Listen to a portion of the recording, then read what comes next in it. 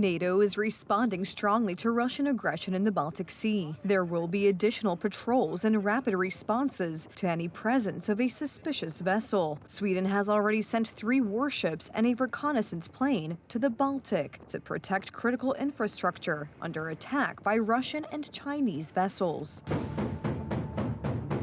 3 warships and a reconnaissance plane. Sweden is deploying additional troops and equipment in the Baltic Sea. This is in response to hostile actions by Russia and China, which are ruthlessly attacking the critical infrastructure of countries in the region. We take the matter very seriously. We cannot allow Russian escalation in the Baltic. Therefore, we have taken firm decisions that are defensive in nature. Also, the Swedish Coast Guard has deployed 4 ships to monitor the Baltic around the clock, with 7 more vessels ready for action at any time, all as part of a new NATO mission to protect Baltic infrastructure from Russian aggression at sea. NATO has now simply started to pay attention to certain things and realize that they can happen. And as a result, there is this increased activity of NATO navies in the Baltic. Russian and Chinese ships have damaged 10 telecommunications cables, transmitting key banking, economic, and security data in the last several weeks alone. An internet cable connecting Sweden and Finland was severed. Lithuania, Germany, and Estonia were also directly affected by the attacks. Finland just recently, during Christmas, successfully intercepted a Shadow Fleet vessel. And we will look into the legal and other conditions for better protecting infrastructure located in international maritime areas. Chinese and Russian vessels are appearing in the Baltic, circling strategically important sites, lowering anchors so as to damage underwater cables. This is how the Kremlin is testing the response of countries in the region to the threat. Hence the alarm raised by the North Atlantic Alliance countries, Sweden, Finland, Denmark, and Estonia. The Baltic is a very important sea, geopolitically, but also economically. Hence, based on recent experience, these recent cases that we have seen, whether in the waters of Estonia and Finland or more in the waters of the Western Baltic, where there have been operations of damage to these critical infrastructure elements, hence the focus on an increasing number of ships to patrol to secure key locations in the Baltic Sea. This is a patrol by Estonian sailors in Baltic waters. Any suspicious vessel is reported. Any incomprehensible maneuvering causes NATO ships to set off in pursuit of the vessel. Everyone here knows well that Vladimir Putin understands only the language of force. The main thing is to show force, show that we are checking all the vessels that are passing through this area. So we are basically preventing or trying to prevent anything else bad from happening on this area of the sea. The safety of everyone in the region is at stake. Donald Tusk's team, which is so eager to fight against all logic Russian agents inside Law and Justice, would better analyse its own environment. As it turns out from an investigation by Wirtualna Polska journalists, Warsaw, managed by Rafał Trzaskowski, is cooperating with a Russian company. And this is against sanctions, the Polish raison d'etre, as well as common human decency. A Russian-owned company with ties to Gazprom has become the contractor of the municipal bus company in Warsaw. These are the shocking findings of Wirtualna Polska's journalists. The company was on the sanctions list but disappeared from it a few weeks ago.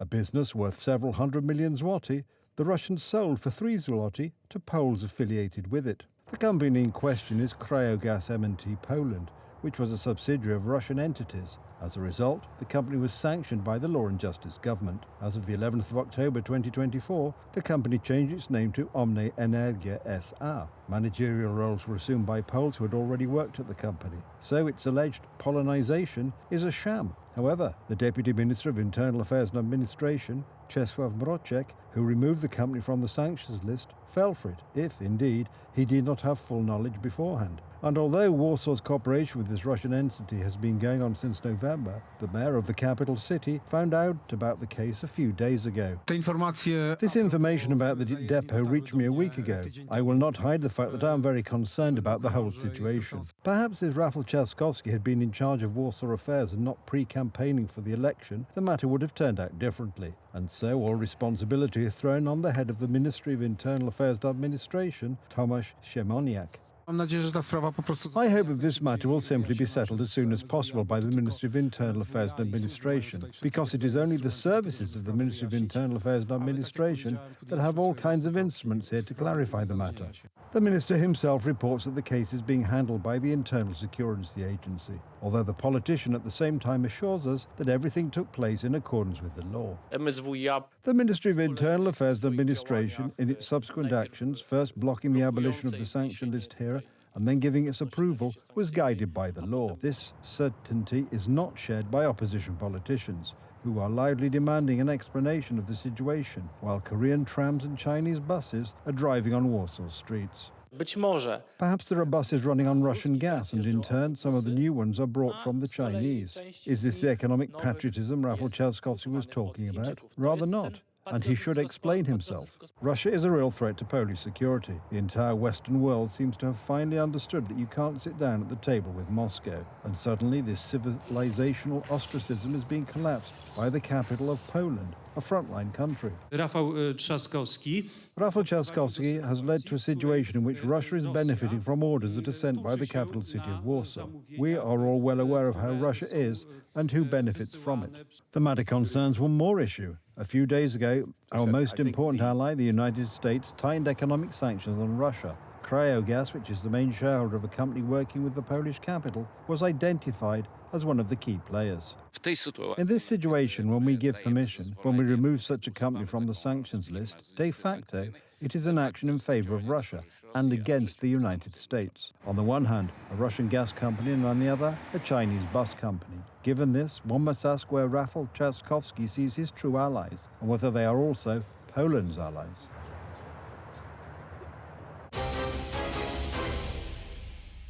No mandatory homework, slimming down the reading list, reducing the hours of religion lessons, trashing subjects, history and the present, and education for family life, all this with complete communication chaos and disregard for the voice of the public. These are just some of the achievements of Polish National Education Minister Barbara Nawrocka's first year in office. I'm a teacher myself, and conversations in the staff room show that things are not good and are even very bad. All teachers complain about the chaos, the introduction of ad hoc regulations from one day to the next, the non-consultation of information, and also the introduction of such controversial content, which has always been consulted within the teaching community, and even more so with parents. That's why protests have taken place in many places in Poland in recent days. Thousands of Poles oppose the ideological revolution that the head of the Ministry of Education is preparing. Hands off our children, hands off our children. Most concerning is a new subject, the so-called health education. Under this name, there is a program of sex education and leftist gender ideology. It's scary. It can't even be said to be a threat. It's a horrifying thing to tell 4-year-old children about self-fulfillment. Parents want to retain the right to raise their children according to their own beliefs. They do not agree that such a special sphere as sexuality should be shaped by educators in schools trained by leftist politicians.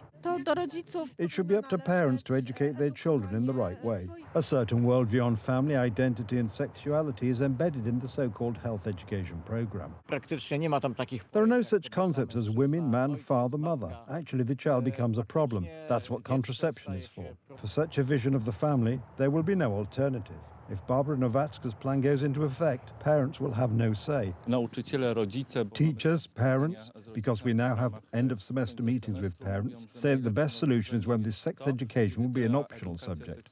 And here comes the space for Deputy Prime Minister Władysław Kosiniak-Kamysz, who winks in the direction of Conservative voters with the following promise. I think I will reassure all those who protested. The subject will be optional. It will be the parents' decision. Unfortunately, the Defence Minister has no say in the matter, experts explain. I rather perceive this as a game before the elections, in order not to alienate part of the voters, a part of the parents, while in fact it is a matter of a decree that the Minister of Education issues. That is, it doesn't require any approval in the Sejm, and here the PSL is not needed for anything.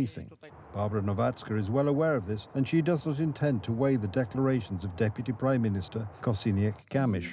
Someone again confused the Ministry of Defence, or MON, with MEN, as I read. Of the two evils, better to confuse the Ministry of Defence, MON, with MEN than education with depravity. The number of victims of the fire that has been ravaging the northern part of Los Angeles for a week is growing. At least 24 people have lost their lives. But this may not be the end of the nightmare for California residents. Meteorologists have issued another warning of particularly high fire danger, and strong winds are expected tonight, which could hamper the firefighters' operations. We were not informed of this. I normally spoke to a customer on Zoom. Together with Mrs. Anna Sawicka. For the first time after the fire, we drive to see the house where she lived. The closer we get to her neighborhood, the more destruction we see, and the less hope remains that the house has survived. When we reach the site, the darkest scenario comes true. There was one floor here, and here were two smaller apartments. Nothing is left of the beautiful house overlooking the ocean. Words cannot describe it. Mrs. Anna still hopes that in this rubble, some kind of memorabilia has survived, anything that would remind her of her lost life. But there is nothing. Everything has been consumed by the fire. What are your plans for the future now, Anna? I don't have any plans yet. I don't even know where to start. I need to calm my thoughts first and consider the pros and cons and think about what my next step will be. I have no idea at this point. In front of Mrs. Anna, still one more painful task, a conversation with her 8-year-old son, for whom, after all, this house and the neighborhood were his whole life. Of course he would like to go home. He asks, "Mom, can we go home?" What do you tell him then? That unfortunately, no. We're leaving the devastated neighborhood because the curfew is about to start and the National Guard will be out on the street. There are plenty of stories like Mrs. Anna's. After all, thousands of people lost their homes and possessions. Now the lives of those affected by the fire, their lives, without the help and support of others, would be virtually impossible. The faithful at the Polish church in Los Angeles know this very well. As soon as they heard that at least 5 Polish families were affected by the fires, they rushed to help. These are actually all young families with children, so we are collecting things like basic hygiene products, some things for the kitchen, clothes, and even toys for the children to somehow comfort them. Places like this restore faith in people. In a massive parking lot in North Los Angeles, hundreds, even thousands of volunteers spontaneously gathered to help the fire victims. It's all the community people coming together. We saw the news and we all want to come out and contribute to our part and rebuild our way. Does anybody organize, control that? I believe it started with TikTok and 2 hot dog truck came out here to support the community. Everyone else saw it and they all came out. Thanks to these donations, fire victims can think about the next few days of their lives with some peace of mind at least. First we evacuated to Sherman Oaks, and it looked like we may have had to evacuate again. So we're just coming to get some of the stuff that we left behind, like clothes for work, sweaters. I brought one sweater with me. The fire victims have only one request: not to forget them, because this support will be needed for a long time to come. A town of containers is already being built, where workers rebuilding the destroyed part of the city will live for several months or maybe even years. From Los Angeles, Rafał Stańczyk, Republica.